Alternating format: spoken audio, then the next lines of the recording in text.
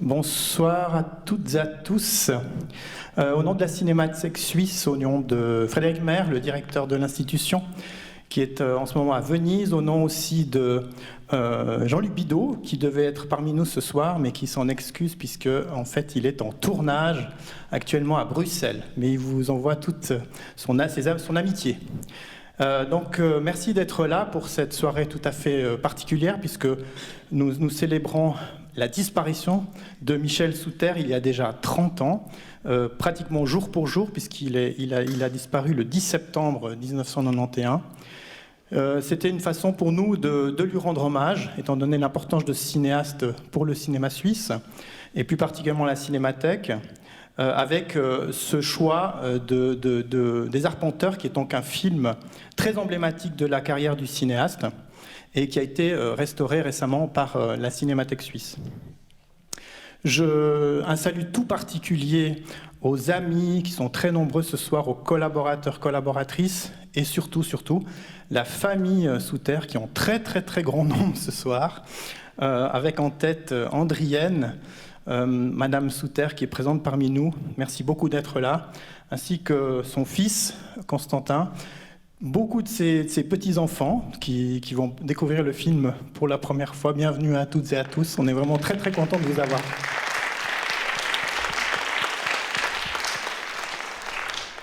Nous souhaitions également, évidemment, dédier cette soirée à une personne en particulier, qui est Simon Souter, qui est le fils de Michel et Andrienne, qui malheureusement a disparu il y a 3 ans. Et Simon avait beaucoup fait pour la défense et la valorisation des films et du patrimoine de son père. Donc voilà, nous souhaitions également lui rendre un hommage tout à fait particulier ce soir.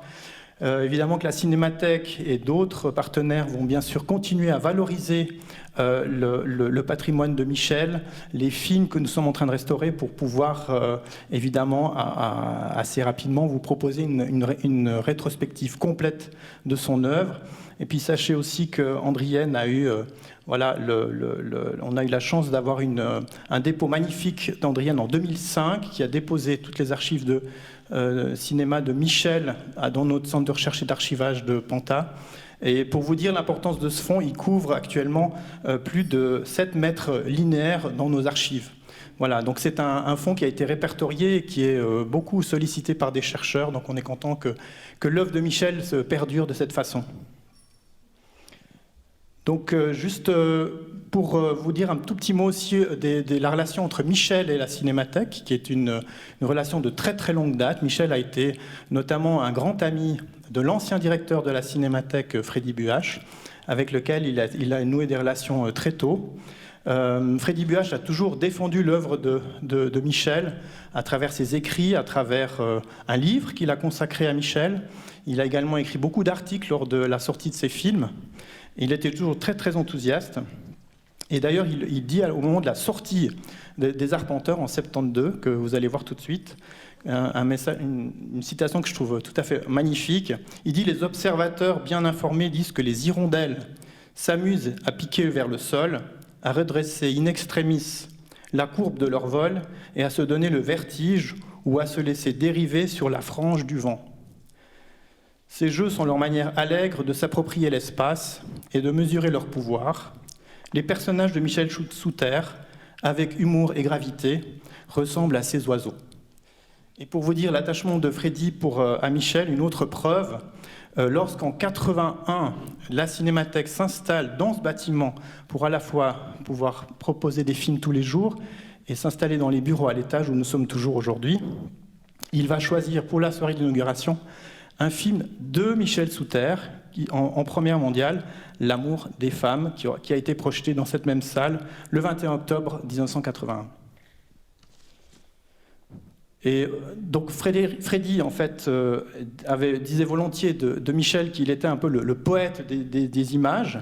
Et c'est pas pour rien, puisque en fait, à la base, Michel avait une vraie passion pour la poésie. D'ailleurs, il en avait fait lui-même, il en avait composé, il en avait fait des chansons. Et d'ailleurs, il a démarré sa carrière en tant que chansonnier dans des cabarets, notamment à Genève et longtemps à Paris. Et puis ensuite, il revient à Genève, d'où il est natif, où là, il fait une rencontre déterminante avec Alain Tanner, qui va l'initier à la fois au cinéma et à la télévision. Et en fait, il va vraiment apprendre le métier de réalisateur sur le tas. Il va devenir également l'assistant de Claude Goretta et Jean-Jacques Lagrange. Il va rencontrer Jean-Louis Roy. Et à l'époque, en fait, Michel fait un constat tout simple. Il dit, mais c'est dingue, en Suisse, on n'arrive pas à faire des films, on n'a pas d'argent, on n'est pas soutenu par les collectivités locales, ni cantonales, ni fédérales. Pourquoi est-ce qu'on ne ferait pas une sorte de collectif pour s'aider mutuellement, pour développer des projets, pour essayer de les diffuser à l'international? Et d'où l'idée, en fait, qui va germer dans la tête de ces 5 cinéastes, de créer ce fameux groupe 5, qui est en fait une maison de production qui sera largement soutenue par la télévision suisse romande, qui s'engage elle aussi à investir à peu près la moitié de la somme nécessaire pour faire un film. Donc en fait, c'est une idée assez géniale d'essayer de trouver un partenaire et de s'assurer ainsi d'avoir une diffusion à la fois en salle et sur la chaîne de télévision nationale. Et donc, à partir de 68, au moment de la fondation de ce groupe, vont germer un nombre incalculable de films qui ont vraiment marqué à la fois une génération et tout le cinéma suisse. Je vais en citer que 3 qui ont eu les honneurs de Cannes. Il y a eu La Salamandre de Tanner en 71, qui était présentée à la quinzaine. Il y a eu L'Invitation de Goretta, qui a eu le prix du jury en 73. Et là, au milieu, justement, en 72, s'immisce le film des Arpenteurs, qui sera en compétition officielle à Cannes. Donc juste un petit mot sur le film que vous allez voir ce soir. C'est le 5e long métrage de Michel. C'est de nouveau un peu le concept du groupe 5, c'est de faire des films audacieux, pas chers, en peu de temps. Donc c'est un film qui a été tourné en 3 semaines dans une ferme à Genève. Et d'ailleurs, je me suis renseigné, le lieu en question existe encore. Si je vous le dis, c'est parce que vous allez comprendre pourquoi à la fin du film. C'est important. Et donc il fait appel à Jacques Denis, à Jean-Luc Bidault, qui étaient des acteurs avec lesquels il avait déjà travaillé dans son film précédent, qui s'appelait James Hoopa. Et puis vous allez voir que Jean-Luc Bidault est hyper en forme dans ce film, il est vraiment spectaculaire, il fait même de l'improvisation, ce que Michel lui permettait de faire, notamment il y a la fameuse scène de la tartine, qui est assez incroyable. Et puis ils font aussi appel à Marie Dubois, qui est une actrice française qui était bien connue à l'époque, qui était très populaire du temps où en fait elle avait brillé dans La Grande Vadrouille aux côtés de Bourvil et de Louis de Funès. Vous allez très vite la reconnaître. Et puis d'autres personnages que vous devez reconnaître, c'est Constantin et Simon qui, j'ai appris ça ce soir, jouent 2 enfants dans le film, donc je vous laisse deviner à quelle séquence ils jettent des pierres, je crois, sur le voisinage.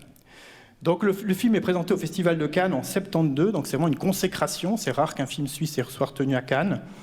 Et d'ailleurs, le public va encenser le film et fera une ovation au film au Palais des Festivals. Et d'ailleurs, on pouvait lire dans l'Aurore de la plume de Guy Tesser, donc de la presse parisienne, qui elle aussi est enthousiaste. C'est un petit film magique où les personnages se jouent des mots et poussent à leur extrême les réflexes du langage. Sous terre nous entraîne dans une histoire d'amour où les mots reprennent soudain leur sens et où tout devient par conséquent loufoque. S'il fallait donner dans ce festival un prix d'originalité et de poésie, c'est à coup sûr au film de Sous terre qu'il reviendrait. Alors il se trouve que voilà, Michel est revenu brenouille de Cannes, mais par contre, il a obtenu le grand prix au festival de Dinard des mains de Jacques Brel. Et puis surtout, le film est sorti en salle et il a été très couru. Notamment en France, où il a eu beaucoup de succès, où il est resté très très longtemps à l'affiche. Donc c'était aussi très rare à l'époque qu'un film suisse ait eu autant de succès. Et donc, qu'est-ce que le public a aimé finalement dans tout ça ? C'était cette espèce d'humour un peu potache, avec des dialogues d'une très très grande liberté. Les Français étaient particulièrement curieux de découvrir ces films de la nouvelle vague suisse qui dynamitaient un peu l'image un peu très tranquille et confortable de la Suisse. Et puis, il y a aussi Jean-Louis Trintignant, qui est au sommet de sa carrière à ce moment-là, qui découvre Les Arpenteurs, le film que vous allez voir, et en fait, il va écrire à Michel pour lui demander de jouer n'importe quel rôle dans n'importe quel de ses films. Et donc, c'est quand même assez incroyable. Et donc, en fait, ce sera chose faite. Donc, il va jouer dans 2 films de Michel, L'Escapade en 74, avec Marie Dubois, qui joue dans ce film, et puis Repérage en 77, aux côtés de Delphine Seyrig. Évidemment, Michel n'a pas fait que du cinéma, donc il a eu une espèce de triple vie, si vous voulez. Il a eu travaillé à la fois pour la télévision, pour le cinéma, mais il a aussi travaillé comme metteur en scène de théâtre entre Lausanne et Genève. Et puis, il a aussi été à la Mostra de Venise en 85 pour signer Renard, son film. Et puis, il a fait aussi un grand projet pour la télévision qui s'appelait Condorcet en 3 volets pour TF1. Donc voilà un peu le parcours très esquissé de Michel. Et puis pour parler justement de la télévision sur laquelle je ne me suis pas attardé, on a l'immense plaisir de recevoir une personnalité de la télévision suisse qu'il a bien connue, qui est lui-même cinéaste et ancien journaliste, qui a travaillé comme chef au département fiction et qui était directeur des programmes de la télévision suisse romande. J'ai nommé Raymond Vouillamo. Merci de me rejoindre.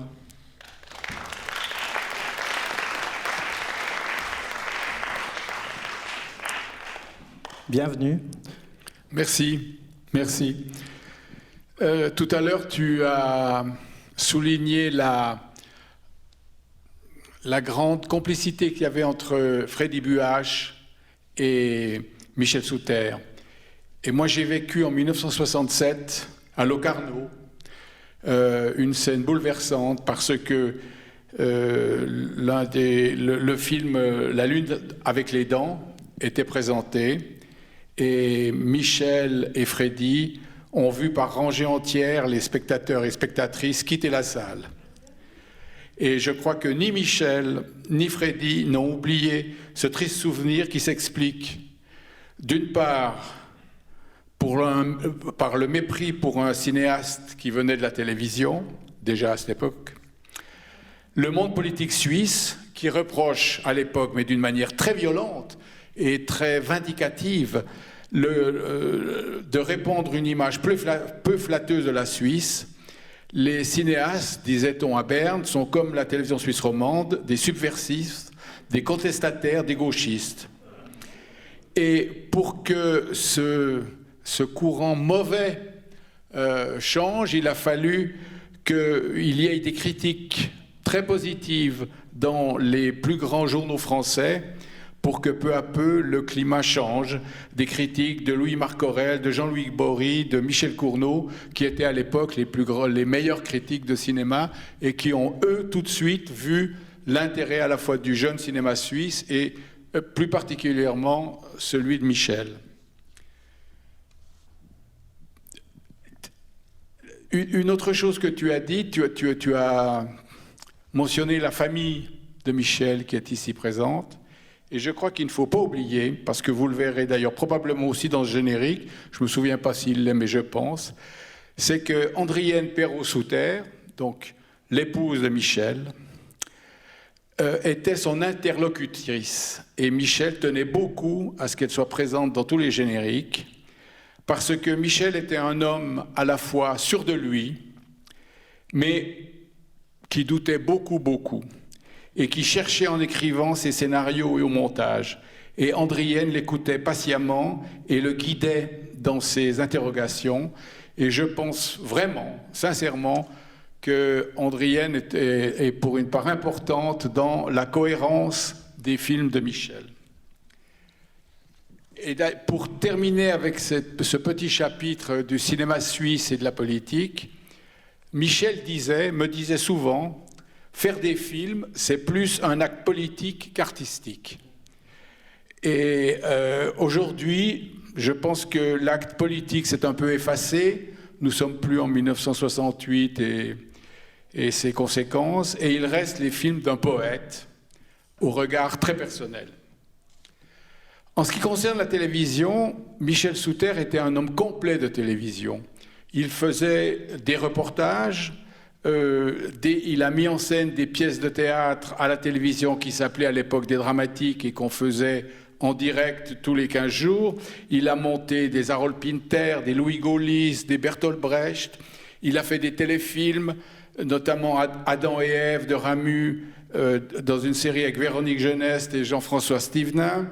Il a fait un essai que je crois que vous pouvez voir sur les archives de la RTS et qui est tout à fait captivant, sur Rouge Capucine avec Heinz Bennett. Capucine était une star hollywoodienne qui s'était réfugiée à Lausanne et Michel a essayé de comprendre qu'est-ce qu'une star et qu'est-ce qu'une star vieillissante.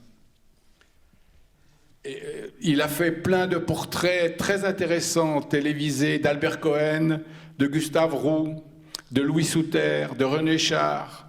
Donc il avait vraiment il avait deux activités principales qui étaient le cinéma, mais aussi la télévision, et pas la télévision considérée comme juste pour apporter un peu d'argent à la maison, mais aussi parce qu'il savait que c'était un moyen de faire de la communication autrement que le cinéma, et il y tenait beaucoup, et il l'a fait magnifiquement bien.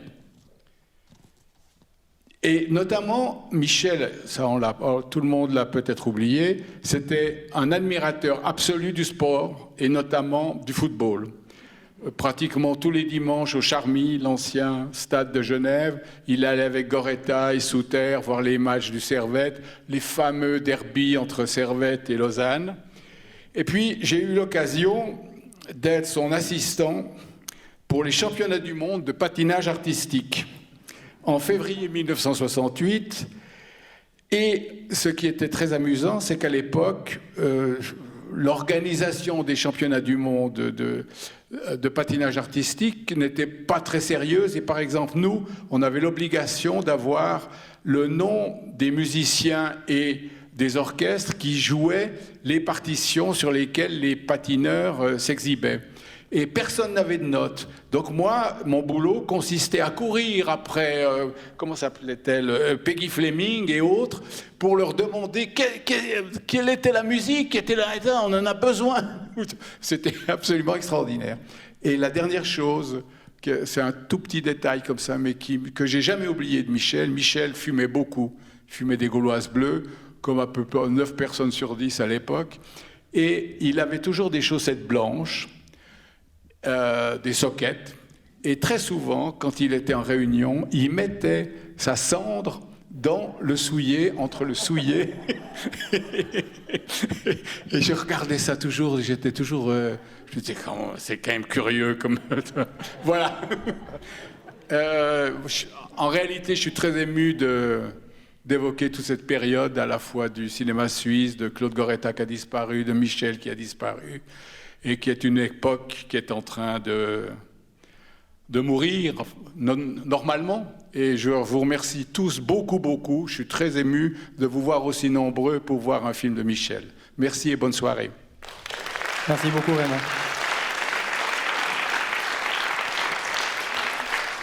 Alors, juste vous préciser que juste avant le film, on va vous montrer deux très courtes interviews de Michel. Je remercie au passage Anne-Marie Fallot, qui est dans la salle, qui a fait le montage et qui a longtemps travaillé avec Michel aussi.